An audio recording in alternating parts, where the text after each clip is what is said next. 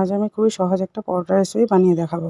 প্রথমে প্রয়োজন মতন আটা, জোয়ান, বিট লবণ, তেল দিয়ে ময়াম দিয়ে নেব। তারপর প্রয়োজন মতন জল দিয়ে আটাটাকে মেখে নেব।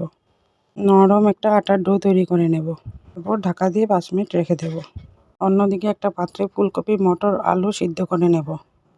সিদ্ধ করা হয়ে গেলে জল ঝরিয়ে নামিয়ে নেব। দিয়ে দেব ধনেপাতা কুচি, আদা বাটা, মৌরি আর গোলমরিচ গুঁড়ো, প্রয়োজন মতন লবণ দিয়ে ভালো করে মেখে নেব। তারপর আটাটাকে মাথায় ছোটো ছোটো করে লিচি কেটে নেব। এক একটা লিচি নিয়ে হাতের তালুতে রেখে এভাবে গোল গোল করে বাটির শেপ বানিয়ে নেব। তারপর চামচ দিয়ে বাটিতে ভরে দেব। ভরে মুখটা এভাবে চাপা দিয়ে বন্ধ করে নেব।